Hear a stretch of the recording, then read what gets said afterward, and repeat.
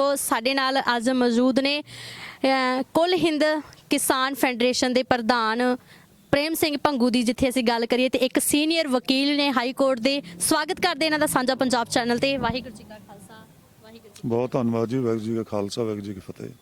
ਆਪਾਂ ਪਹਿਲਾਂ ਤਾਂ ਜਥੇਬੰਦੀਆਂ ਦੀ ਗੱਲ ਕਰਦੇ। ਅੱਜ 30 ਕਿਸਾਨ ਜਥੇਬੰਦੀਆਂ 31 ਇਹ ਸਾਰੇ ਕਿਸਾਨ ਅੰਦੋਲਨ ਦੀ ਅਗਵਾਈ ਕਰ ਰਹੇ ਨੇ, ਪਰ ਸਮੇਂ-ਸਮੇਂ ਤੇ ਇਹਨਾਂ ਤੇ ਟਿੱਪਣੀਆਂ ਵੀ ਕੀਤੀਆਂ ਜਾਂਦੀਆਂ, ਚਾਹੇ ਕਿਸੇ ਵੀ ਅਸੀਂ ਟਿੱਪਣੀ ਨੂੰ ਲੈ ਕੇ ਕਰ ਲਈਏ। ਜਿਸ ਤਰ੍ਹਾਂ ਪਹਿਲਾਂ ਖਾਲਿਸਤਾਨ ਦੀ ਜੇ ਗੱਲ ਕੀਤੀ ਤਾਂ ਸਟੇਜ ਤੋਂ ਅਨਾਉਂਸਮੈਂਟ ਕੀਤੀ ਜਾਂਦੀ ਹੈ ਨਾ ਜੀ, ਤੇ ਕਿਸ ਤਰ੍ਹਾਂ ਦੇਖਦੇ ਹੋ ਸਾਰੇ ਜਿਹੜੇ ਵਤਾਰੇ ਨੂੰ ਜੋ ਕਿਸਾਨ ਜਥੇਬੰਦੀ ਤੇ ਟਿੱਪਣੀਆਂ ਕੀਤੀਆਂ ਜਾਂਦੀਆਂ?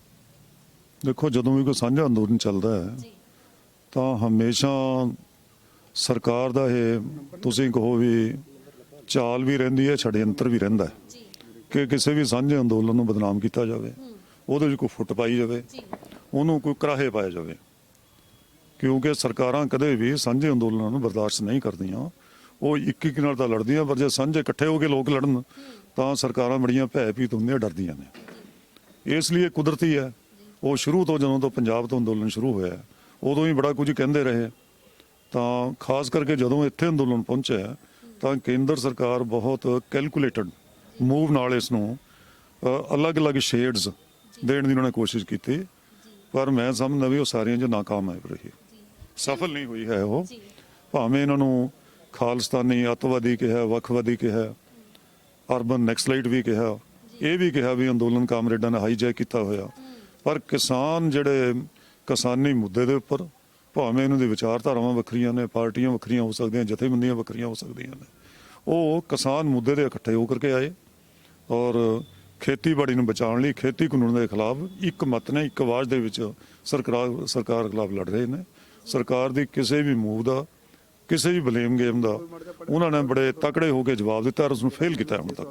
ਪ੍ਰੇਮ ਸਿੰਘ ਜੀ, ਆਪਾਂ ਗੱਲ ਕਰਦੇ ਹਾਂ ਕਿ ਤੁਸੀਂ ਕੁੱਲ ਹਿੰਦ ਕਿਸਾਨ ਫੈਡਰੇਸ਼ਨ ਦੇ ਆਲ ਇੰਡੀਆ ਆਗੂ ਹੋ, ਹਨਾ, ਪ੍ਰਧਾਨ ਹੋ। ਆਪਾਂ ਇਸ ਕਿਸਾਨ ਜਥੇਬੰਦੀ ਬਾਰੇ ਗੱਲ ਕਰਾਂਗੇ ਕਿ ਕਦੋਂ ਤੋਂ ਇਹ ਜਿਹੜੀ ਜਥੇਬੰਦੀ ਆ ਉਹ ਵੱਡੇ ਲੈਵਲ ਤੇ ਜਿਹੜਾ ਕੰਮ ਉਹ ਕਰ ਰਹੀ ਹੈ। ਦੇਖੋ, ਇਸ ਤਰ੍ਹਾਂ ਹੈ ਵੀ ਪੰਜਾਬ ਦੇ ਵਿੱਚ ਤਾਂ ਅਸੀਂ ਬੜੀ ਦੇਰ ਤੋਂ, ਤੁਸੀਂ ਕਹੋ ਵੀ ਪਿਛਲੇ 25 ਜਾਂ 30 ਸਾਲ ਤੋਂ ਮੈਂ ਵੀ ਕਿਸਾਨਾਂ 'ਚ ਕੰਮ ਕਰਦਾ। ਸਾਡੀ ਜਥੇਬੰਦੀ ਦਾ ਨਾਮ ਪਹਿਲਾਂ ਕਿਰਤੀ ਕਿਸਾਨ ਸਭਾ ਸੀ ਪੰਜਾਬ 'ਚ। ਅਸੀਂ ਪੰਜਾਬ 'ਚ ਕੰਮ ਕਰਦੇ ਸੀ ਉਸ ਨਾਂ ਥੱਲੇ। ਇਸ ਤਰ੍ਹਾਂ ਹੀ ਅਲੱਗ-ਅਲੱਗ ਸੂਬਿਆਂ ਦੇ ਵਿੱਚ, ਜਿਸ ਤਰ੍ਹਾਂ ਕੇਰਲਾ, ਤੇਲੰਗਾਨਾ, ਆਂਧਰਾ ਪ੍ਰਦੇਸ਼, ਵੈਸਟ ਬੰਗਾਲ, ਯੂਪੀ, ਰਾਜਸਥਾਨ, ਕਰਨਾਟਕਾ, ਇਹਨਾਂ ਸੂਬਿਆਂ ਦੇ ਵਿੱਚ ਸਾਡੇ ਨਾਲ ਸੰਬੰਧਿਤ ਜਥੇਬੰਦੀਆਂ ਅਲੱਗ-ਅਲੱਗ ਨਾਵਾਂ 'ਤੇ ਕੰਮ ਕਰਦੀਆਂ ਸੀ ਲੋਕਲ। 2014 ਦੇ ਵਿੱਚ ਅਸੀਂ ਚੰਡੀਗੜ੍ਹ ਕਿਸਾਨ ਭਵਨ 'ਚ ਇੱਕ ਆਲ ਇੰਡੀਆ ਸੰਮੇਲਨ ਕੀਤਾ। ਉਹਦੇ ਵਿੱਚ ਜਥੇਬੰਦੀ ਦਾ ਪ੍ਰੋਗਰਾਮ ਬਣਾਇਆ, ਸੰਵਿਧਾਨ ਬਣਾਇਆ। ਉਹਦੇ ਵਿੱਚ 350 ਡੈਲੀਗੇਟ ਸਨ 9 ਸੂਬਿਆਂ ਤੋਂ। ਉਹਦੇ ਵਿੱਚ ਅਸੀਂ ਆਲ ਇੰਡੀਆ ਜਥੇਬੰਦੀ ਦਾ ਨਾਂ ਜਿਹੜਾ ਕੁੱਲ ਹਿੰਦ ਕਿਸਾਨ ਫੈਡਰੇਸ਼ਨ, ਕਿ ਸਾਰੀਆਂ ਨੂੰ ਮਿਲਾ ਕੇ ਇੱਕ ਫੈਡਰੇਸ਼ਨ ਬਣਾ ਦਿੱਤੀ। ਉਹਦਾ ਸੰਵਿਧਾਨ ਪ੍ਰੋਗਰਾਮ ਲਿਖਿਆ, ਉਹਦੇ ਝੰਡੇ ਦਾ ਲਿਖਿਆ, ਤਾਂ ਉਹਦੇ ਵਿੱਚ ਮੈਨੂੰ ਫਾਊਂਡਰ ਪ੍ਰੈਜ਼ੀਡੈਂਟ ਬਣਾਇਆ ਗਿਆ 2014 ਦੇ ਵਿੱਚ ਕਿਸਾਨ ਭਵਨ 'ਚ, ਤੇ ਉਦੋਂ ਤੋਂ ਹੀ ਮੈਂ ਇਸ ਦਾ ਪ੍ਰਧਾਨ ਤੁਰਿਆ ਹੁੰਦਾ। ਅਸੀਂ ਦੇਖ ਰਹੇ ਹਾਂ ਕਿ ਤੁਸੀਂ ਹਾਈ ਕੋਰਟ ਦੇ ਵੀ ਵਕੀਲ ਹੋ, ਤੇ ਆਪਾਂ ਜੇ ਸੁਪਰੀਮ ਕੋਰਟ ਦੇ ਫੈਸਲੇ ਦੀ ਗੱਲ ਕਰਦੇ ਹਾਂ, ਜਿੱਥੇ ਕਿਸਾਨਾਂ ਵੱਲੋਂ ਤਾਂ ਸਾਫ਼ ਸ਼ਬਦਾਂ ਦੇ ਵਿੱਚ ਕਹਿ ਦਿੱਤਾ ਜਾਂਦਾ ਕਿ ਅਸੀਂ ਇਹ ਬਿੱਲ ਜਿਹੜੇ ਉਹ ਰੱਦ ਕਰਵਾਉਣੇ ਆ, ਫਿਰ ਸਟੇ ਲਾਉਣ ਦਾ ਮਤਲਬ ਕੀ ਬਣਦਾ? ਤੁਹਾਨੂੰ ਕੀ ਲੱਗਦਾ ਵੀ ਸਟੇ ਲਾਉਣਾ ਤੁਹਾਨੂੰ ਕਿਤੇ ਕੁਝ ਸਮੇਂ ਵਾਸਤੇ ਕਿਸਾਨੀ ਅੰਦੋਲਨ ਨੂੰ ਢਾਹ ਲਾਉਣ ਦੀ ਗੱਲ ਤਾਂ ਨਹੀਂ ਵੀ ਚਲੋ ਸਟੇ ਲਾ ਦਈਏ, ਕਿਸਾਨ ਆ ਜਿਹੜੇ ਉਹ ਵਾਪਸ ਚਲੇ ਜਾਣਗੇ? ਕਿੱਦਾਂ ਦੇਖ ਫੈਸਲੇ ਨੂੰ? ਇਸ ਤਰ੍ਹਾਂ ਵੀ ਸਰਕਾਰ ਦੀ ਵੀ ਇੱਕ ਮੂਵ ਹੈ, ਕਿਉਂਕਿ ਕਾਨੂੰਨ ਸਰਕਾਰ ਨੇ ਬਣਾਏ, ਇੱਕ ਪੋਲੀਟੀਕਲ ਫਾਈਟ ਹੈ। ਕਾਨੂੰਨ ਤਾਂ ਪਾਰਲੀਮੈਂਟ ਨੇ ਬਣਾਏ ਨਾ, ਸੁਪਰੀਮ ਕੋਰਟ ਨੇ ਤਾਂ ਬਣਾਏ ਨਹੀਂ, ਨਾ ਕਿਸੇ ਕਮੇਟੀ ਨੇ ਬਣਾਏ। ਪਾਰਲੀਮੈਂਟ ਦੇ ਬਣਾਏ ਹੋਏ ਕਾਨੂੰਨ, ਜਿਹੜੀ ਲੋਕਾਂ ਦੀ ਚੁਣੀ ਹੋਈ ਪਾਰਲੀਮੈਂਟ ਹੈ, ਤਾਂ ਲੋਕ ਤਾਂ ਸਰਕਾਰ ਦੇ ਖਿਲਾਫ ਲੜ ਕੇ ਹੀ ਕਾਨੂੰਨ ਨੂੰ ਰੱਦ ਕਰਾਉਣਾ ਚਾਹੁੰਦੇ ਨੇ। ਲੋਕਾਂ ਔਰ ਸਰਕਾਰ ਦੇ ਦਰਮਿਆਨ ਲੜਾਈ ਹੈ, ਪਰ ਸਰਕਾਰ ਇਸ ਨੂੰ ਚਾਹੁੰਦੀ ਸੀ ਵੀ ਸੁਪਰੀਮ ਕੋਰਟ ਦੇ ਕਿਸੇ ਤਰ੍ਹਾਂ ਚੱਕਰ 'ਚ ਪਾ ਕੇ ਕਿਸਾਨਾਂ ਨੂੰ ਅੰਦੋਲਨ ਨੂੰ ਮੱਠਾ ਕਰਦੀ ਹੈ, ਡਿਲਿਊਟ ਕਰਦੀ ਹੈ। ਸਹਾਰਾ ਸੁਪਰੀਮ ਕੋਰਟ ਦਾ ਸਹਾਰਾ ਸਾਰਾ ਸੁਪਰੀਮ ਕੋਰਟ ਦਾ ਲੈਣਾ ਚਾਹੁੰਦੇ ਸੀ ਵੀ ਆਪਣੇ ਤੋਂ ਓਨਸ ਸ਼ਿਫਟ ਕਰਕੇ ਸੁਪਰੀਮ ਕੋਰਟ ਵੱਲ ਪਾ ਦਿੱਤਾ ਜਾਏ, ਸਰਕਾਰ ਆਰਾਮ ਨਾਲ ਘਰ ਬੈਠੇ ਬਰੀ ਹੋ ਜਾਏ। ਅਸੀਂ ਇਹ ਨਹੀਂ ਸੀ ਚਾਹੁੰਦੇ, ਇਸੇ ਕਰਕੇ ਅਸੀਂ ਸੁਪਰੀਮ ਕੋਰਟ ਆਪਣੇ ਵੱਲੋਂ ਕਦੇ ਕੋਈ ਕੇਸ ਫਾਈਲ ਨਹੀਂ ਕੀਤਾ। ਸਾਡੀ ਅੰਡਰਸਟੈਂਡਿੰਗ ਇਹ ਸੀ ਵੀ ਕੋਰਟਾਂ ਦੇ ਵਿੱਚ ਕੇਸ ਫਾਈਲ ਕਰ ਦੋ, ਉਹਨਾਂ ਜਲਦੀ ਨਿਪਟਾਰਾ ਨਹੀਂ ਹੁੰਦਾ ਹੈ। ਮੈਂ ਹਾਈ ਕੋਰਟ 'ਚ ਵਕਾਲਤ ਕਰਦਾ, ਉੱਥੇ 30-30 ਸਾਲ ਦੇ ਪੁਰਾਣੇ ਕੇਸ ਪਏ ਨੇ। ਜਦੋਂ ਕੇਸ ਸੁਣਵਾਈ ਲਈ ਨਿਕਲਦੇ ਨੇ, ਪਾਰਟੀਆਂ ਵੀ ਮਰ ਜਾਂਦੀਆਂ, ਕੋਈ ਰਿਲੀਫ ਵੀ ਨਹੀਂ ਹੁੰਦਾ ਹੈ। ਇਸ ਲਈ ਜੇ ਅਸੀਂ ਜਾਂਦੇ ਸੁਪਰੀਮ ਕੋਰਟ ਸੁਣ ਕੇ ਐਡਮਿਟ ਕਰਨ ਦੀ ਉਸ ਕਹਿੰਦੇ ਵੀ 3 ਸਾਲ ਬਾਅਦ ਸੁਣਾਂਗੇ, ਤਾਂ ਇੰਨੇ ਨੂੰ ਤਾਂ ਸਰਕਾਰ ਨੇ ਕਾਨੂੰਨ ਲਾਗੂ ਕਰਕੇ ਬਰਬਾਦ ਕਰ ਦੇਣਾ ਸੀ, ਖੇਤੀਬਾੜੀ ਨੂੰ, ਕਿਸਾਨਾਂ ਨੂੰ ਬਰਬਾਦ ਕਰ ਦੇਣਾ ਸੀ। ਅਸੀਂ ਇਹ ਨਹੀਂ ਸੀ ਚਾਹੁੰਦੇ, ਤਾਂ ਸੁਪਰੀਮ ਕੋਰਟ ਦਾ ਸਹਾਰਾ ਲਿਆ। ਅਸੀਂ ਨੇ ਪਟੀਸ਼ਨ ਕੀਤੀ, ਪਟੀਸ਼ਨ ਸਾਡੇ ਖਿਲਾਫ ਕਰਵਾਈ ਇਹ ਹਾਈਵੇ ਖਾਲੀ ਕਰਵਾਉਣ ਦੇ ਲਈ। ਤਾਂ ਉਹਦੇ ਵਿੱਚ ਵੀ ਮਾਨਯੋਗ ਸੁਪਰੀਮ ਕੋਰਟ ਨੇ ਕਿਹਾ ਵੀ ਕਿਸਾਨਾਂ ਦਾ ਇੱਕ ਕਨਸਟੀਟਿਊਸ਼ਨਲ ਰਾਈਟ ਹੈ ਪੀਸਫੁਲ ਪ੍ਰੋਟੈਸਟ ਕਰਨ ਦਾ, ਜਦੋਂ ਤੱਕ ਉਹ ਹਿੰਸਕ ਨਹੀਂ ਹੁੰਦੇ ਜਾਂ ਜਿਹੜੇ ਨੇਬਰ ਨਾਲ ਉਹਨੂੰ ਕੋਈ ਪਰੇਸ਼ਾਨੀ ਨਹੀਂ ਹੁੰਦੀ ਹੈ, ਉਦੋਂ ਤੱਕ ਉਹਦੇ ਵਿੱਚ ਇੰਟਰਫੀਅਰ ਐਜ਼ ਪਰ ਕਨਸਟੀਟਿਊਸ਼ਨ ਕੀਤਾ ਨਹੀਂ ਜਾ ਸਕਦਾ। ਇਸੇ ਲਈ ਸੁਪਰੀਮ ਕੋਰਟ ਨੇ ਆਬਜ਼ਰਵੇਸ਼ਨ ਦੇ ਕੇ ਕਿਹਾ ਕਿ ਉਹਨਾਂ ਨੂੰ ਸਰਕਾਰ ਨੇ ਹੀ ਰੋਕਿਆ ਸੀ, ਕਿਸਾਨ ਪੁਰਅਮਨ ਦਿੱਲੀ ਆਉਣਾ ਚਾਹੁੰਦੇ ਸੀ, ਇਸ ਲਈ ਤੁਹਾਡੀ ਗਲਤੀ ਹੈ, ਕਿਸਾਨਾਂ ਦੀ ਕੋਈ ਗਲਤੀ ਨਹੀਂ, ਉਹ ਪੂਰਾ ਉਹਨੂੰ ਪ੍ਰੋਟੈਸਟ ਕਰ ਰਹੇ ਆ। ਤਾਂ ਕਾਨੂੰਨਾਂ ਬਾਰੇ ਸਰਕਾਰ ਨੇ, ਕਾਨੂੰਨਾਂ ਬਾਰੇ ਦੇਖੋ ਇਹ ਹੈ ਵੀ ਜਿਹੜੀ ਸੁਪਰੀਮ ਕੋਰਟ ਹੈ ਉਹ ਇੱਕ ਕਨਸਟੀਟਿਊਸ਼ਨਲ ਕੋਰਟ ਹੈ, ਪਾਰਲੀਮੈਂਟ ਕਾਨੂੰਨ ਬਣਾਉਂਦੀ ਹੈ, ਪਾਰਲੀਮੈਂਟ ਸੁਪਰੀਮ ਹੈ ਸਾਡੇ ਦੇਸ਼ ਦੇ ਵਿੱਚ। ਸੁਪਰੀਮ ਕੋਰਟ ਕਾਨੂੰਨ ਨਹੀਂ ਬਣਾਉਂਦੀ, ਸੁਪਰੀਮ ਕੋਰਟ ਕਾਨੂੰਨਾਂ ਦੀ ਵਿਆਖਿਆ ਕਰਦੀ ਹੈ, ਇੰਟਰਪ੍ਰੇਟ ਕਰਦੀ ਹੈ ਉਹਨਾਂ ਨੂੰ। ਜੇ ਉਹਦੇ ਵਿੱਚ ਕੋਈ ਕਨਸਟੀਟਿਊਸ਼ਨਲ ਵੀਕਨੈਸ ਹੈ, ਕੋਈ ਇਲੀਗੈਲਿਟੀ ਹੈ, ਤਾਂ ਸੁਪਰੀਮ ਕੋਰਟ ਦੇ ਵਿੱਚ ਜਾਂਦੀ ਹੈ। ਹੁਣ ਸੁਪਰੀਮ ਕੋਰਟ ਕੋਲ ਲੀਗਲ ਵੈਲਿਡਿਟੀ ਦਾ ਉਹਦੇ ਸਾਹਮਣੇ ਸਵਾਲ ਹੈ ਨਹੀਂ, ਨਾ ਉਸ ਪਟੀਸ਼ਨ ਦਾ ਕਿਸੇ ਨੂੰ ਨੋਟਿਸ ਹੋਇਆ, ਨਾ ਉਹਦੀ ਕੋਈ ਸੁਣਵਾਈ ਚੱਲਦੀ ਹੈ। ਉਸ ਤੋਂ ਇਲਾਵਾ ਜਿਹੜੀ ਪਾਲਿਸੀ ਹੈ ਐਗਰੀਕਲਚਰ ਪਾਲਿਸੀ, ਇਹਨੂੰ ਕਹਿੰਦੇ ਆ ਲੈਜਿਸਲੇਟਿਵ ਪਾਲਿਸੀ, ਜੋ ਪਾਰਲੀਮੈਂਟ ਹੈ ਅਸੈਂਬਲੀ ਬਣਾਉਂਦੀ ਹੈ, ਸਰਕਾਰਾਂ ਦੀ ਪਾਲਿਸੀ ਹੁੰਦੀ ਹੈ। ਹੁਣ ਇਹ ਜਿਹੜੇ ਐਗਰੀਕਲਚਰ ਰਿਫਾਰਮਸ ਕੀਤੇ, ਖੇਤੀਬਾੜੀ ਰਿਫਾਰਮ ਜਾਂ ਖੇਤੀਬਾੜੀ ਕਾਨੂੰਨ ਆਏ ਨੇ, ਇਹ ਉਸ ਪਾਲਿਸੀ ਦਾ ਸਿੱਟਾ ਹੈ। ਐਗਰੀਕਲਚਰ ਰਿਫਾਰਮਸ ਐਗਰੀਕਲਚਰ ਪਾਲਿਸੀ ਦਾ ਸਿੱਟਾ ਹੈ। ਸੋ ਸੁਪਰੀਮ ਕੋਰਟ ਇਹ ਠੀਕ ਕਹਿੰਦੀ ਹੈ ਵੀ ਜਿੱਥੇ ਸਰਕਾਰਾਂ ਦੀ ਪਾਲਿਸੀ ਦਾ ਸਵਾਲ ਹੈ, ਲੈਜਿਸਲੇਟਿਵ ਪਾਲਿਸੀ ਦਾ ਸਵਾਲ ਹੈ, ਉੱਥੇ ਕੋਰਟਾਂ ਦਖਲ ਨਹੀਂ ਦਿੰਦੀਆਂ। ਜੇ ਲੀਗਲ ਵੈਲਿਡਿਟੀ ਆਊਗੀ ਵੀ ਆਇਆ ਕਾਨੂੰਨ ਅਨਕਨਸਟੀਟਿਊਸ਼ਨਲ ਹੈ, ਤਾਂ ਸੁਪਰੀਮ ਕੋਰਟ ਇੰਟਰਫੇਅਰ ਕਰੇਗੀ। ਅਜੇ ਤੱਕ ਪਟੀਸ਼ਨ ਐਸੀ ਸੁਪਰੀਮ ਕੋਰਟ ਕੋਲ ਹੈ ਨਹੀਂ ਸੀ। ਜੇਕਰ ਲੀਗਲ ਵੈਲਿਡਿਟੀ ਵੀ ਆਉਂਦੀ ਹੈ ਤਾਂ ਵੀ it will take a longer time. ਉਹਦਾ ਕਾਰਨ ਇਹ ਹੈ ਵੀ ਹੁਣ ਤੱਕ ਸੁਪਰੀਮ ਕੋਰਟ 'ਚ 5 ਜੱਜਾਂ ਦਾ ਇੱਕ ਕਨਸਟੀਟਿਊਸ਼ਨਲ ਬੈਂਚ ਹੈ, ਜਿਹੜਾ ਇਹ ਕਹਿੰਦਾ ਹੈ ਵੀ ਸੁਪਰੀਮ ਕੋਰਟ ਕਨਕਰੈਂਟ ਲਿਸਟ, ਜਿਹੜੀ ਸਾਂਝੀ ਸੂਚੀ ਜਿਹਨੂੰ ਕਹਿੰਦੇ ਆਪਾਂ, ਉਹਦੀ ਵਰਤੋਂ ਕਰਕੇ ਸੂਬਿਆਂ ਦੇ ਅਧਿਕਾਰ ਦੇ ਵਿੱਚ ਖੇਤੀਬਾੜੀ ਸੂਬਿਆਂ ਦਾ ਅਧਿਕਾਰ ਹੈ, ਉਹਦੇ ਬਾਰੇ ਕਾਨੂੰਨ ਬਣਾ ਨਹੀਂ ਸਕਦੀ। ਜੇ ਬਣਾਉਗੀ ਤਾਂ ਗੈਰ ਸੰਵਿਧਾਨਕ ਹੈ। ਉਹ 5 ਜੱਜਾਂ ਦਾ ਬੈਂਚ ਦਾ ਫੈਸਲਾ ਹੈ, ਉਹ ਓਵਰ ਰੂਲ ਨਹੀਂ ਹੋਇਆ, ਸੈਟੀਸਫਾਈਡ ਨਹੀਂ ਹੋਇਆ। ਜੇਕਰ ਸੁਪਰੀਮ ਕੋਰਟ ਉਹ ਸਵਾਲ ਨੂੰ ਲਊਗੀ ਤਾਂ ਉਹਨੂੰ ਘੱਟੋ ਘੱਟ 7 ਜੱਜਾਂ ਦਾ ਬੈਂਚ ਬਣਾਉਣਾ ਪਏਗਾ ਪਹਿਲਾਂ ਉਹਨੂੰ ਓਵਰ ਰੂਲ ਕਰਨ ਦੇ ਲਈ, ਜਿਸ ਤਰ੍ਹਾਂ ਅਸੀਂ ਲੀਗਲ ਟਰਮੀਨੋਲੋਜੀ ਕਹਿੰਦੇ ਹਾਂ। ਉਹ 7 ਜੱਜਾਂ ਦਾ ਬੈਂਚ ਬਣੂਗਾ, ਪਹਿਲਾਂ ਤਾਂ ਉਹ ਕਨਸਟੀਟਿਊਟ ਹੋਊਗਾ, ਫਿਰ ਉਹਦੀਆਂ ਟਰਮਸ ਆਫ ਰੈਫਰੈਂਸ ਆਉਣਗੀਆਂ, ਉਹਦੇ ਕੋਲ ਜਾਊਗਾ, ਫਿਰ ਵਕੀਲ ਦੋਵੇਂ ਪਾਸੇ ਪੇਸ਼ ਹੋਣਗੇ, ਆਰਗੂਮੈਂਟ ਹੋਊਗਾ, ਹੋ ਸਕਦਾ 6 ਮਹੀਨੇ ਸਾਲ ਚੱਲਦਾ ਰਹੇ। ਇਸ ਲਈ ਸੁਪਰੀਮ ਕੋਰਟ ਦੇ ਵਿੱਚ ਜਾਂਦੀ ਨਹੀਂ। ਉਹ ਤਾਂ ਹੀ ਸਰਕਾਰ ਨੂੰ ਕਹਿੰਦੀ ਹੈ ਵੀ ਤੁਸੀਂ ਇਸ ਦਾ ਨਿਪਟਾਰਾ ਕਰੋ, ਕਿਉਂਕਿ ਪੋਲੀਟੀਕਲ ਸਵਾਲ ਹੈ, ਲੋਕਾਂ ਔਰ ਸਰਕਾਰ ਦੇ ਦਰਮਿਆਨ ਹੈ। ਉਹਨਾਂ ਨੇ ਇੱਕ ਕਮੇਟੀ ਵੀ ਬਣਾਤੀ ਆਪਣੇ ਆਪ ਹੀ, ਅਸੀਂ ਕਮੇਟੀ ਦੀ ਮੰਗ ਵੀ ਨਹੀਂ ਸੀ ਕੀਤੀ, ਕਮੇਟੀ ਅਸੀਂ ਨਹੀਂ ਸੀ ਕੀਤੀ, ਸਰਕਾਰ ਦੇ ਕਹਿਣ ਤੇ ਆਪਣੇ ਆਪ ਹੀ ਬਣਾਤੀ, ਪਰ ਕਮੇਟੀ ਬਣਾ ਕੇ ਇੱਕ ਇੰਟਰਮ ਆਰਡਰ ਕਰਤਾ।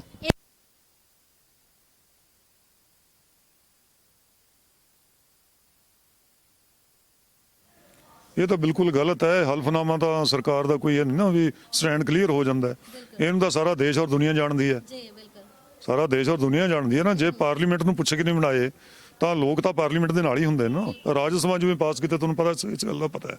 ਫਾਰਮਰਸ ਦੀਆਂ ਬਥੇਰੀਆਂ ਆਰਗੇਨਾਈਜੇਸ਼ਨ ਨੇ, ਜੇ ਕੋਈ ਕੰਸਲਟੇਸ਼ਨ ਕੀਤੀ ਹੁੰਦੀ, ਜਿਹੜਾ ਕਿ ਲਾਅ 'ਚ ਪ੍ਰੋਵਾਈਡਡ ਵੀ ਹੈ, ਜੇ ਕਿਸੇ ਸੈਕਸ਼ਨ ਦੇ ਖਿਲਾਫ ਤੁਸੀਂ ਕੋਈ ਕਾਨੂੰਨ ਬਣਾਉਣਾ ਹੈ, ਘੱਟੋ ਘੱਟ ਉਹਨਾਂ ਕੰਸਲਟੇਸ਼ਨ ਦਾ ਕਰੋ ਨਾ। ਉਹ ਤਾਂ ਕੀਤੀ ਨਹੀਂ ਹੈ। ਇਹ ਐਫੀਡੇਵਿਟ ਨਾਲ ਸਾਬਤ ਨਹੀਂ, ਤਾਂ ਕਹਿਣਾ ਗਲਤ ਹੈ, ਐਫੀਡੇਵਿਟ ਵੀ ਝੂਠਾ ਹੈ ਉਹ। ਤਾਂ ਮੈਂ ਜੋ ਗੱਲ ਕਹਿ ਰਿਹਾ ਸੀ ਇਸ ਵੀ ਸੁਪਰੀਮ ਕੋਰਟ ਨੇ ਜੇ ਇੰਟਰਮ ਸਟੇ ਕੀਤੀ ਹੈ, ਤਾਂ ਕਿਤੇ ਨਾ ਕਿਤੇ ਸਾਡਾ ਜਿਹੜਾ ਸਟੈਂਡ ਸੀ ਉਹਦੇ ਪਰ ਸੁਪਰੀਮ ਕੋਰਟ ਨੇ ਮੋਹਰ ਲਾਈ ਵੀ ਕਾਨੂੰਨ ਗਲਤ ਨੇ।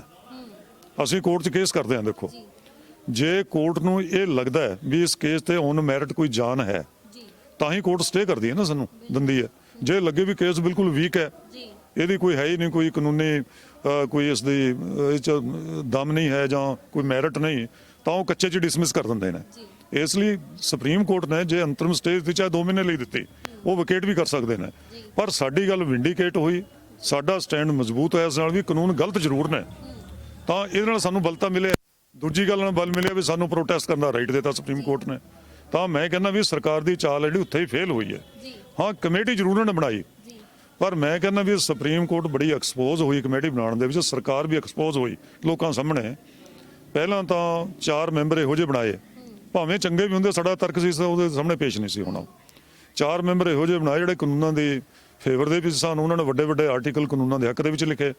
ਇੰਨੀ ਵੀ ਸ਼ਰਮ ਸੁਪਰੀਮ ਕੋਰਟ ਨੇ ਨਹੀਂ ਕੀਤੀ, ਨਾ ਹੀ ਸਰਕਾਰ ਨੇ ਕੀਤੀ ਵੀ ਘੱਟੋ ਘੱਟ ਥੋੜਾ ਜਿਹਾ ਇੰਪਾਰਸ਼ਲ ਜਿਹਨੂੰ ਕਹਿੰਦੇ ਆ ਨਿਰਪੱਖ ਹੋ ਕੇ ਤਾਂ ਹੋ ਜਾਂਦਾ ਨਾ। ਇਹ ਬਿਲਕੁਲ ਪੱਖਪਾਤੀ ਸਟੈਂਡ ਲੱਗਦਾ ਸੀ। ਉਹਨਾਂ 'ਚੋਂ ਇੱਕ ਮੈਂਬਰ ਪਹਿਲਾਂ ਹੀ ਭੱਜ ਗਿਆ। ਉਹ ਕਮੇਟੀ ਕਹਿਣ ਨੂੰ ਡਿਫੰਕਟ ਹੋ ਗਈ ਜਾਂ ਨਾਨ ਫੰਕਸ਼ਨਲ ਹੋ ਗਈ, ਉਹਦਾ ਕੋਈ ਮਾਇਨਾ ਨਹੀਂ ਰਿਹਾ ਤੇ ਸਰਕਾਰ ਦੀ ਵਿਚਾਲ ਫੇਲ ਹੋ ਗਈ। ਜਦੋਂ 15 ਤਰੀਕ ਨੂੰ ਮੀਟਿੰਗ ਹੋਈ ਤਾਂ ਸਰਕਾਰ ਨੇ ਕੋਈ ਕਮੇਟੀ ਦੀ ਜਾਂ ਕਿਸੇ ਦੀ ਕੋਈ ਗੱਲ ਨਹੀਂ ਕੀਤੀ। ਉਹਨਾਂ ਨੇ ਇਹੀ ਕਿਹਾ ਵੀ ਲੜਾਈ ਜਿਹੜੀ ਲੋਕਾਂ ਨੂੰ ਸਰਕਾਰ ਦੇ ਵਿੱਚ ਹੀ ਹੈ, ਸਰਕਾਰ ਨੇ ਕਾਨੂੰਨ ਬਣਾਏ ਨੇ, ਇਸ ਲਈ ਅਸੀਂ ਸਮਝਦੇ ਹਾਂ ਆਪਾਂ ਨੂੰ ਆਪਸ 'ਚ ਬੈਠ ਕੇ ਹੀ ਸੋਲੂਸ਼ਨ ਉਹਨਾਂ ਦਾ ਕਰਨਾ ਹੈ। ਤਾਂ ਸਾਡੀ ਗੱਲ ਤੇ ਮੋਹਰ ਲੱਗੀ ਉੱਥੇ ਵੀ ਹੈ।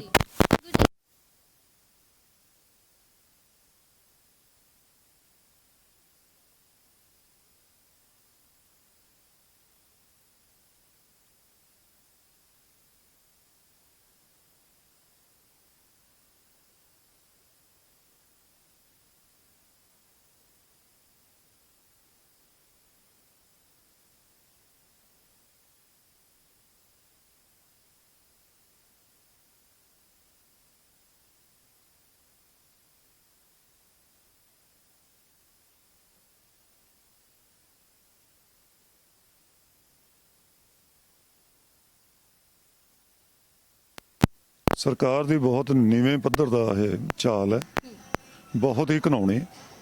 ਐਡੀ ਵੱਡੀ ਕੇਂਦਰ ਸਰਕਾਰ ਨੂੰ ਇਹਨਾਂ ਨਿਵਾਣਾਂ ਤੱਕ ਉਤਰਨਾ ਨਹੀਂ ਚਾਹੀਦਾ। ਪਹਿਲਾਂ ਤਾਂ ਦੂਜਾ NIA ਹੈ ਕੀ ਹੈ? ਨੈਸ਼ਨਲ ਇਨਵੈਸਟੀਗੇਸ਼ਨ ਐਕਟ ਹੈ 2008 ਦਾ। ਉਹਨੂੰ ਪ੍ਰੋਬ ਕਰਨ ਲਈ, ਇਨਵੈਸਟੀਗੇਟ ਕਰਨ ਲਈ ਨੈਸ਼ਨਲ ਇਨਵੈਸਟੀਗੇਟਿੰਗ ਸੀ ਹੈ ਜਿਹਨਾਂ ਨੋਟਿਸ ਕੱਢੇ। ਇਹ ਨੋਟਿਸ ਕਿਹਦੇ ਤਾਹੀਂ ਕਿਸ ਤਹਿਤ ਕੱਢੇ ਨੇ?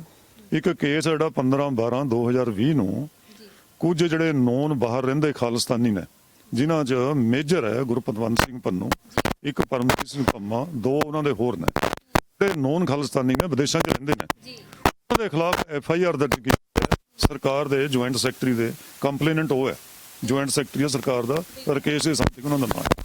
ਉਹਦੇ ਕਹਿਣ ਤੇ FIR ਦਰਜ ਕੀਤੀ ਹੈ 15/12/2020 ਨੂੰ। ਉਹਦੇ ਵਿੱਚ ਇਲਜ਼ਾਮ ਕੀ ਹੈ ਵੀ ਇਹ ਜਿਹੜੇ ਲੋਕ ਨੇ ਬਾਹਰ ਤੋਂ ਸਾਡੇ ਖਾਲਿਸਤਾਨ ਬਣਾਉਣ ਲਈ ਭਾਰੀ ਰਕਮਾਂ ਪੈਸੇ ਭੇਜ ਰਹੇ ਨੇ, ਇਹ ਇਲਜ਼ਾਮ ਹੈ। ਤਾਂ ਇਹਦੇ ਤਹਿਤ ਔਰ ਜਿਹੜੀ 6 ਫਾਰ ਜਸਟਿਸ ਹੈ ਜਿਹਦੇ ਪਤਵੰਤ ਪੰਨੂ ਮੁਖੀ ਹੈ, ਉਹਦਾ ਤਾਂ ਐਲਾਨ ਹੈ ਇੱਥੇ। ਉਹਦਾ ਰੈਫਰੈਂਡਮ 2020 ਜਿਹੜਾ ਰੈਫਰੈਂਡਮ 2020 ਦੇ ਪਹਿਲਾਂ ਕਿੰਨੇ ਕੰਪੇਨ ਚਲਾਈ ਉਹਨੇ ਵੀ ਇਹਦੇ ਵਿੱਚ ਰੈਫਰੈਂਡਮ ਕਰਾ ਦਈਏ ਸਾਰੇ ਵਰਲਡ ਦੇ ਵਿੱਚ ਖਾਲਿਸਤਾਨ ਲਈ, ਉਹ ਵੀ ਫੇਲ ਹੋਇਆ ਉਹਦਾ। ਤਾਂ ਹੁਣ ਉਹਨੇ ਐਲਾਨ ਵੀ ਕੀਤਾ ਹੋਇਆ ਸੀ ਇਹਦੇ ਵਿੱਚ ਵੀ ਜਿਹੜਾ ਲਾਲ ਕਿਲੇ ਦੇ ਉੱਪਰ ਕੋਈ ਖਾਲਿਸਤਾਨ ਦਾ ਝੰਡਾ ਆਊਗਾ ਉਹਨੂੰ $2.5 ਲੱਖ ਅਸੀਂ ਇਨਾਮ ਦੇਵਾਂਗੇ। ਠੀਕ ਹੈ, ਉਹਦਾ ਪੂਰਾ ਐਲਾਨ ਅਖਬਾਰਾਂ 'ਚ ਆਇਆ ਹੈ। ਉਹਨੂੰ ਵਰਤ ਕੇ ਸਰਕਾਰ ਵੀ ਉਹ ਸੰਸਥਾ ਸਾਡੇ ਦੇਸ਼ 'ਚ ਖਾਲਿਸਤਾਨ ਬਣਾਉਣ ਲਈ ਪੈਸੇ ਭੇਜ ਰਹੀ ਹੈ। ਪੈਸੇ ਹੁਣ ਭੇਜ ਕਿਹਨਾਂ ਨੂੰ ਰਹੀ ਹੈ, ਇਹ ਸਮਝਣ ਦੀ ਗੱਲ ਹੈ।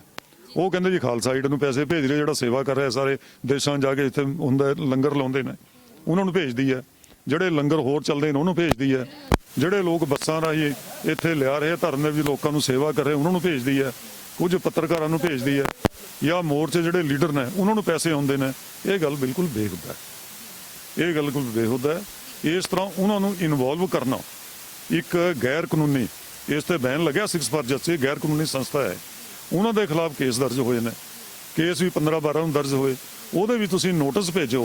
ਇਹਦਾ ਜਿਹੜਾ ਮੰਤਵ ਕੇਵਲ ਇੱਕੋ ਹੀ ਸੀ, ਮੰਤਵ ਇਹ ਸੀ ਵੀ ਮੋਰਚੇ ਦੇ ਵਿੱਚ ਸ਼ਾਮਲ ਜਿਹੜੇ ਲੋਕ ਨੇ, ਇੱਕ ਤਾਂ ਉਹਨਾਂ ਨੂੰ ਡਰਾਓ, ਸਹਿਮ ਪੈਦਾ ਕਰੋ, ਜਿਹੜੇ ਹਮਾਇਤ ਕਰ ਰਹੇ ਉਹਨਾਂ ਦੀ ਸਹਿਮ ਪੈਦਾ ਕਰੋ। ਨਾ ਖਾਲਿਸਤਾਨ ਇੱਥੇ ਕਿਸੇ ਨੇ ਮੰਗਿਆ ਨਾ ਬਣਨਾ, ਜਿਹੜੇ ਬਾਹਰ ਬੈਠੇ ਉਹ ਵੀ ਨਹੀਂ ਬਣਾ ਸਕੇ ਹੁਣ ਤੱਕ। ਤੁਹਾਨੂੰ ਪਤਾ ਹੈ ਜਦੋਂ ਇੱਥੇ ਅੱਤਵਾਦ ਦੀ ਮੂਵਮੈਂਟ ਚੱਲੀ ਸੀ, ਜਿਹੜੇ ਬਹੁਤੇ ਖਾਲਿਸਤਾਨ ਮੰਗਦੇ, ਬਹੁਤੇ ਜਿਹੜੇ ਬਾਹਰ ਸੀ, ਸਾਰੇ ਇੱਥੋਂ ਬਾਹਰ ਭੱਜ ਗਏ ਸੀ। ਹੁਣ ਉਹ ਬਣਾਈ ਜਾਣ ਬਾਹਰ ਜਿੱਥੇ ਬਣਦਾ ਉਹਨਾਂ ਤੋਂ ਸਾਰੇ ਗੁਰਦੁਆਰਿਆਂ 'ਚ। ਇੱਥੇ ਕਿਸ ਨੂੰ ਚਾਹੀਦਾ ਨਹੀਂ, ਨਾ ਜ਼ਿੰਦਗੀ ਤੇ ਕੋਈ ਹੈ, ਨਾ ਇਹਦੇ ਵਿੱਚ ਕੋਈ ਫਸਣ ਵਾਲਾ। ਕਿਸਾਨਾਂ ਦੇ ਮੁੱਦਿਆਂ ਦੇ ਉੱਪਰ ਲੜਾਈ ਤੋਂ ਖੇਤੀ ਕਾਨੂੰਨ ਰੱਦ ਕਰੋ, ਇਸ ਤੋਂ ਸਿਵਾਏ ਇਹਨਾਂ ਦੀ ਹੋਰ ਕੋਈ ਮੰਗ ਹੀ ਨਹੀਂ। ਇਹਨਾਂ ਦੀ ਭਾਵੇਂ ਵਿਚਾਰਧਾਰਾ ਜੋ ਮਰਜ਼ੀ ਹੋਵੇ, ਪਰ ਹੁਣ ਤਾਂ ਇੱਕ ਦੇ ਉੱਪਰ ਇਕੱਠੇ ਹੋ ਕੇ ਆਏ ਹੋਏ ਨੇ। ਜੀ ਆਪਾਂ ਲਾਸਟ ਸਵਾਲ ਤੁਹਾਡੇ ਤੋਂ ਪੁੱਛਣਾ ਚਾਹਾਂਗੇ ਕਿ ਹੁਣ 26 ਤਰੀਕ ਦੀ ਪਰੇਡ ਜਿਹੜੀ ਹੋਣੀ ਆ, ਉਹਦੇ ਤੇ ਵੀ ਕਾਫੀ ਵਿਵਾਦਾਂ ਵਿੱਚ ਜਿਹੜੇ ਮਸਲੇ ਆ ਉਹ ਘਿਰੇ ਨਜ਼ਰ ਆ ਰਹੇ। ਕੋਈ ਕਹਿੰਦਾ ਕਿ ਲਾਲ ਕਿਲੇ ਤੇ ਝੰਡਾ ਲਹਿਰਾਵਾਂਗੇ, ਕਿਸਾਨੀ ਦਾ ਝੰਡਾ ਲਹਿਰਾਇਆ ਜਾਊਗਾ, ਜਾਂ ਕਹਿ ਦਈਏ ਕਿ ਕਈ ਕਹਿ ਰਹੇ ਕਿ ਇਸ ਸੰਸਦ ਦੇ ਵਿੱਚ ਆਪ ਛੱਡ ਗਏ ਨੇ। ਬੜੇ ਹੀ ਇਦਾਂ ਦੇ ਜਿਹੜੇ ਸਵਾਲ ਆ ਉਹ ਉੱਠੇ ਜਾ ਰਹੇ ਨੇ, ਹਨਾ।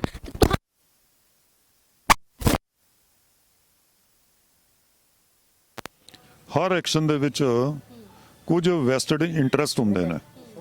ਵੈਸਟਡ ਇੰਟਰਸਟ ਦਾ ਮੈਨਾ ਵੀ ਉਹ ਆਪਣੇ ਜਿਹੜੀ ਲਾਈਨ ਹੈ ਉਸਦੀ ਪੂਰਤੀ ਚਾਹੁੰਦੇ ਨੇ ਕਿਸੇ ਤਰ੍ਹਾਂ। ਕੋਈ ਸੈਕਸ਼ਨ ਹੋ ਸਕਦੇ ਨੇ, ਸੈਕਸ਼ਨ ਬਾਹਰ ਬੈਠੇ ਨੇ, ਉਹ ਇੱਥੇ ਕਿਤੇ ਦੇਸ਼ 'ਚ ਕੋਈ ਉਹਨਾਂ ਦਾ ਹੋ ਸਕਦਾ ਹੈ, ਉਹਨਾਂ ਦੀ ਇਹ ਮੰਤਵ ਹੋ ਸਕਦਾ ਹੈ, ਵੀ ਜੇ ਲਾਲ ਕਿਲੇ ਕੋਈ ਝੰਡਾ ਹੋਵੇ ਹੋਰ ਹੋਵੇ ਗੱਲ ਪ੍ਰਵੋਕ ਹੋ ਜਾਏ ਭੜਕ ਜਾਵੇ ਕੋਈ ਰਿਪਰੈਸ਼ਨ ਹੋ ਜਾਏ ਤਾਂ ਉਹ ਆਪਣੇ ਮੰਤਵ ਦੇ ਸਫਲ ਹੋ ਜਾਣ ਸਰਕਾਰ ਵੀ ਸਫਲ ਹੋ ਜਾਏ। ਇਹ ਦੋਏ ਜਿਹੜੇ ਹੁੰਦੇ ਆ ਨਾ ਲਾਈਨਾਂ ਸਰਕਾਰ ਤੇ ਉਹਨੂੰ ਹੋ ਕੇ ਇਹ ਦੋ ਇੱਕੋ ਥਾਂ ਮਿਲਦੇ ਨਾ ਜਾ ਕੇ ਦੋਵਾਂ ਦਾ ਮੰਤਵ ਇੱਕੋ ਹੀ ਹੁੰਦਾ ਹੈ। ਉਹਨਾਂ ਦਾ ਮੰਤਵ ਵੀ ਕਿ ਅੰਦੋਲਨ ਨੂੰ ਫੇਲ ਕਰਨਾ ਸਰਕਾਰ ਦਾ ਮੰਤਵ ਵੀ ਅੰਦੋਲਨ ਨੂੰ ਫੇਲ ਕਰਨਾ ਹੈ। ਇਸ ਲਈ ਸਾਡੇ ਵੱਲੋਂ ਤਾਂ ਅਜਿਹਾ ਕਦੇ ਵੀ ਨਹੀਂ ਸੀ। ਸਾਡੇ ਤੋਂ ਸਾਰੇ ਬੁਲਾਰੇ ਉੱਥੇ ਜਾ ਕੇ ਕਹਿੰਦੇ ਨੇ ਵੀ ਅਸੀਂ ਕੋਈ ਪੋਲੀਟੀਕਲ ਮੂਵਮੈਂਟ ਥੋੜਾ ਅਸੀਂ ਜੇ ਤਾਂ ਅਸੀਂ ਦੇਖੋ ਇੱਕ ਪੋਲੀਟੀਕਲ ਲੜਾਈ ਸਰਕਾਰ ਦੇ ਖਿਲਾਫ ਹੀ ਰਸਤਾ ਬਦਲਣੀ ਹੈ ਫਿਰ ਤਾਂ ਠੀਕ ਹੈ ਅਸੀਂ ਕਿ ਵੀ ਲਾਲ ਕਿਲੇ ਵੱਲ ਮਾਰਚ ਕਰਾਂਗੇ ਝੰਡਾ ਚਲਾਵਾਂਗੇ ਪਾਰਲੀਮੈਂਟ ਜਾਵਾਂਗੇ ਸਾਡਾ ਤਾਂ ਜੇ ਕੋਈ ਪੋਲੀਟੀਕਲ ਮੰਤਵ ਹੈ ਨਹੀਂ। ਅਸੀਂ ਤਾਂ ਇੱਕ ਨੌਨ ਪੋਲੀਟੀਕਲ ਅੰਦੋਲਨ ਕਿਸਾਨੀ ਮੁੱਦੇ ਨੇ ਕਿਸਾਨ ਦੇ ਸਵਾਲ ਤੇ ਕਿਸਾਨਾਂ ਦਾ ਅੰਦੋਲਨ ਰੱਖ ਰਹੇ ਹਾਂ ਇਸ ਨੂੰ। ਇਸ ਲਈ ਉਹ ਜੇ ਕੋਈ ਕਹਿੰਦਾ ਅਸੀਂ ਉਸ ਨੂੰ ਰਿਫਿਊਟ ਕੀਤਾ ਉਸ ਨੂੰ ਕੰਡੈਮ ਕੀਤਾ ਸਟੇਜ ਤੋਂ ਵੀ ਅਖਬਾਰਾਂ 'ਚ ਵੀ ਲਿਖ ਕੇ ਬਿਆਨ ਦੇ ਕੇ ਵੀ ਸਾਰੇ ਸਾਡੇ ਆਗੂਆਂ ਨੇ ਤਾਂ ਉਹ ਕੋਈ ਵੀ ਨਹੀਂ। ਬਾਰ-ਬਾਰ ਕਿਹਾ ਵੀ 26 ਤਰੀਕ ਦੀ ਪਰੇਡ ਹੈ ਇਹ ਕੋਈ ਇਹ ਨਹੀਂ ਵੀ 26 ਤਰੀਕ ਨੂੰ ਦਿੱਲੀ ਦੇ ਧਾਵਾ ਹੈ ਕੋਈ ਕਰ ਦਿੰਦੇ ਵੀ ਦਿੱਲੀ ਜਿੱਤਣੀ ਹੈ ਜੀ 10 ਵਾਰੀ ਪਹਿਲਾਂ ਦਿੱਲੀ ਜਿੱਤੀ ਹੁਣ ਜਿੱਤਣੀ ਹੈ। ਦਿੱਲੀ ਦਾ ਤਾਂ ਪੋਲੀਟੀਕਲ ਸਵਾਲ ਹੈ। ਦਿੱਲੀ ਦੇ ਲੋਕ ਬੈਠੇ ਨੇ ਕੀ ਜਿੱਤਣਾ ਦਿੱਲੀ ਜਾ ਕੇ ਅਸੀਂ ਕੰਨਾਂ ਥੋੜਾ ਜਿੱਤਣੀ ਹੈ। ਦਿੱਲੀ ਦੇ ਲੋਕ ਤਾਂ ਸਾਡੇ ਨਾਲ ਜਿਹੜਾ ਸਹਿਯੋਗ ਕਰ ਰਹੇ ਜਗ੍ਹਾ ਉਹਨਾਂ ਨੂੰ ਥੋੜਾ ਪਰੇਸ਼ਾਨ ਉਹ ਪਹਿਲਾਂ ਵੀ ਸਾਡੇ ਨਾਲ ਨੇ ਉਹਨਾਂ ਨੂੰ ਥੋੜਾ ਅਸੀਂ ਪਰੇਸ਼ਾਨ ਕਰਨਾ ਹੈ। ਅਸੀਂ ਤਾਂ ਪਰੇਡ ਇਸ ਕਰਕੇ ਕਰ ਰਹੇ ਹਾਂ 26 ਨੂੰ ਵੀ ਇੱਕ ਗਣਤੰਤਰ ਦਿਵਸ ਹੈ ਸਰਕਾਰ ਬੜੇ ਜਸ਼ਨ ਮਨਾ ਰਹੀ ਹੈ ਉਸਦੀ ਤਾਂ ਇੱਕ ਪਾਸੇ ਸਰਕਾਰ ਜਸ਼ਨ ਮਨਾ ਰਹੀ ਹੈ ਦੂਜੇ ਪਾਸੇ ਉਸੇ ਦੇਸ਼ ਦੇ ਲੋਕ ਵੱਡੀ ਗਿਣਤੀ 'ਚ ਕਿਸਾਨ ਉਸ ਤੋਂ ਬੜੇ ਨਾਰਾਜ਼ ਨੇ ਰੋਸ ਹੈ ਉਪਰਾਮਤਾ ਉਹਨਾਂ ਦੇ ਖਿਲਾਫ। ਇਹ ਮੈਸੇਜ ਦੇਣ ਲਈ ਵੀ ਥੋੜੇ ਜਸ਼ਨ ਕਾਹਦੇ ਹੋਏ ਜਾਂ ਤੁਸੀਂ ਆਪਣੇ ਦੇਸ਼ਾਂ ਦੇ ਲੋਕਾਂ ਨੂੰ ਤਾਂ ਖੁਸ਼ੀ ਕਰ ਪਾਉਂਦੇ ਹੈ ਉਹ ਤਾਂ ਸੜਕਾਂ ਦੇ ਉੱਪਰ 2 ਮਹੀਨੇ ਤੋਂ ਪਏ ਯਾਰ ਪਰੇਡ ਕਰਕੇ ਦੱਸਣਾ ਚਾਹੁੰਦੇ ਨੇ ਦਿੱਲੀ ਦੇ ਲੋਕਾਂ ਨੂੰ ਦੇਸ਼ ਦੇ ਲੋਕਾਂ ਨੂੰ ਵਿਦੇਸ਼ਾਂ ਦੇ ਵਸਦੇ ਪੰਜਾਬੀਆਂ ਨੂੰ ਭਾਰਤੀਆਂ ਨੂੰ ਵੀ ਇਹ ਸਰਕਾਰ ਕਿੰਨਾ ਪਰੇਸ਼ਾਨ ਕਿਸਾਨਾਂ ਨੂੰ ਕਰ ਰਹੀ ਹੈ ਲੋਕਾਂ ਨੂੰ ਉਹਨਾਂ ਦੇ ਖਿਲਾਫ ਕਾਲੇ ਕਾਨੂੰਨ ਬਣਾਏ ਨੇ ਉਹਨਾਂ ਦੀ ਖੇਤੀਬਾੜੀ ਬਰਬਾਦ ਕਰਨਾ ਚਾਹੁੰਦੀ ਹੈ ਕਿਸਾਨੀ ਬਰਬਾਦ ਕਰਨਾ ਚਾਹੁੰਦੀ ਹੈ ਖੇਤੀਬਾੜੀ ਨੂੰ ਕਾਰਪੋਰੇਟ ਸੈਕਟਰ ਦੇ ਹਵਾਲੇ ਨਿੱਜੀਕਰਨ ਕਰਕੇ ਸੌਂਪਣਾ ਚਾਹੁੰਦੀ ਹੈ। ਇਹ ਅਸੀਂ ਤਾਂ ਇੱਕ ਪੀਸਫੁਲ ਮੈਸੇਜ ਦੇਣਾ ਚਾਹੁੰਦੇ ਨੇ ਵੀ ਜਾਵਾਂਗੇ ਅਸੀਂ ਪੀਸਫੁਲ ਢੰਗ ਨਾਲ ਇੱਕ ਪਾਸੇ ਕਿਸਾਨਾਂ ਝੰਡਾ ਹੋਏਗਾ ਦੂਜੇ ਪਾਸੇ ਰਾਸ਼ਟਰੀ ਫਲੈਗ ਹੋਏਗਾ। ਅਸੀਂ ਰੂਟ ਆਪਣਾ ਵੀ ਕਿਹਾ ਵੀ ਜਿਹੜੀ ਆਊਟਰ ਰਿੰਗ ਰੋਡ ਦੇ ਦਿਓ ਜੇ ਸਰਕਾਰ ਦੇ ਦਿੰਦੀ ਆ ਉਸ ਤੇ ਟਰੈਕਟਰ ਘੁੰਮ ਕੇ ਆਪਣੇ ਨਹੀਂ ਉਹ Delhi outer ring road Delhi ਦੇ ਵਿੱਚ ਹੀ ਚਲੀ ਜਾਂਦੀ ਹੈ ਉਹ ਇਨਰ ਇਹ ਤਾਂ KMP ਦਾ ਹੈ ਨਹੀਂ ਜੇ ਆਪਾਂ ਕਰਨਾਲ ਬਾਈਪਾਸ ਤੋਂ ਮੁੜੀਏ ਸਾਰੀ ਦਿੱਲੀ ਦੇ ਵਿੱਚ ਹੀ ਘੁੰਮਦੀ ਹੈ ਪਰ ਜੇ ਕਹੋ ਆਪਾਂ ਵੀ ਜਿੱਥੇ ਰਾਜਪਾਥ ਜਾਂ ਰਿਪਬਲਿਕਨ ਪਰੇਡ ਹੋਣੀ ਹੈ ਉੱਥੇ ਨਹੀਂ ਅਸੀਂ ਜਾਣਾ ਇਹ ਸਾਡਾ ਫੈਸਲਾ ਉਹਦੇ ਅਸੀਂ ਵਿਘਨ ਨਹੀਂ ਪਾਣਾ ਨਾ ਉਹਨੂੰ ਡਿਸਟਰਬ ਕਰਨਾ। ਅਸੀਂ ਪੀਸਫੁਲ ਢੰਗ ਨਾਲ ਆਪਣੀ ਪਰੇਡ ਕਰਾਂਗੇ ਜਿਸ ਤਰ੍ਹਾਂ ਸਿੰਘੂ ਬਾਰਡਰ ਤੋਂ ਸਾਡੇ ਟਰੈਕਟਰ ਚੜਨਗੇ ਉਹ ਇੱਧਰ ਨੂੰ ਘੁੰਮ ਕੇ ਸਾਰਾ 80-85 ਕਿਲੋਮੀਟਰ ਸਿੰਘੂ ਬਾਰਡਰ ਇੱਥੇ ਉਤਰ ਜਾਣਗੇ ਟਿਕਰੀ ਤੋਂ ਚੜਨਗੇ ਘੁੰਮ ਕੇ ਟਿਕਰੀ ਉਤਰ ਜਾਣਗੇ ਪਲਵਲ ਤੋਂ ਚੜਨਗੇ ਘੁੰਮੇ ਉੱਤੇ ਉਤਰ ਜਾਣਗੇ ਇਹ ਪੀਸਫੁਲ ਰਹੇਗਾ ਟੋਟਲ। ਸਾਡੀ ਇਹ ਰਿਕੁਐਸਟ ਜਿਵੇਂ ਸੁਪਰੀਮ ਕੋਰਟ ਨੇ ਕਿਹਾ ਵੀ ਅਸੀਂ ਦਖਲ ਨਹੀਂ ਦੇਣਾ ਪੁਲਿਸ ਆਪ ਕਰੇ ਹੁਣ ਇਹ ਪੁਲਿਸ ਤੇ ਸਰਕਾਰ ਨੂੰ ਵੀ ਚਾਹੀਦਾ ਹੈ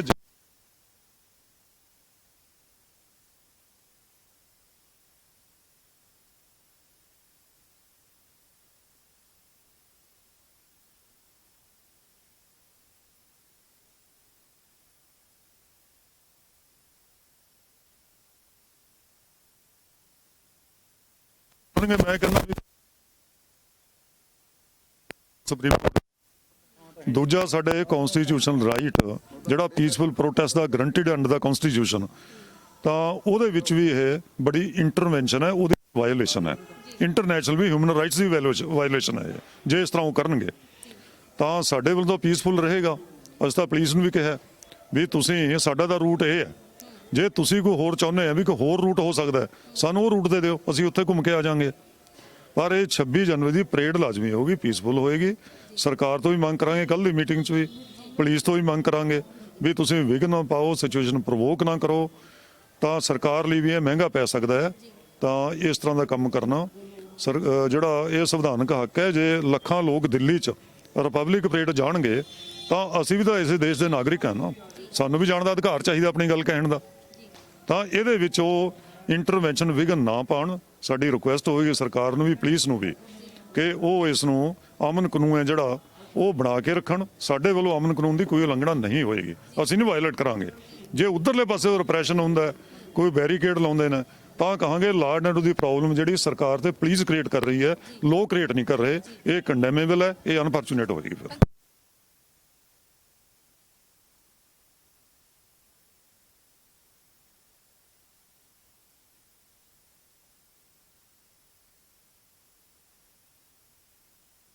ਫਿਰ ਆਇਆ ਇਹ NIA ਦਾ ਉਦੋਂ ਸਿਰਫ 2 ਨੋਟਿਸ ਆਏ ਸੀ ਹੁਣ ਉਸ ਤੋਂ ਬਾਅਦ ਮੇਰੇ ਖਿਆਲ ਹੰਡਰਡਸ ਨੋਟਿਸ ਆ ਗਏ ਆ ਤਾਂ ਕੱਲ ਨੂੰ ਸਭ ਤੋਂ ਪਹਿਲਾਂ ਤਾਂ ਇਹ ਕਹਾਂਗੇ ਅਸੀਂ ਵੀ ਤੁਸੀਂ ਨੀਵੇਂ ਪੱਧਰ ਤੱਕ ਇਸ ਤਰ੍ਹਾਂ ਆ ਕੇ ਬਦਨਾਮ ਕਰਨਾ, ਸਹਿਮ ਪੈਦਾ ਕਰਨਾ, ਡਰਾਉਣਾ, ਜਿਹੜੇ ਕਿ ਨੋਨ ਖਾਲਿਸਤਾਨੀ ਸਾਡਾ ਕੋਈ ਤਲਕ ਨਹੀਂ, ਉਸ FIR ਨੋਟਿਸ ਜਾਰੀ ਕਰਨੇ ਹੈ।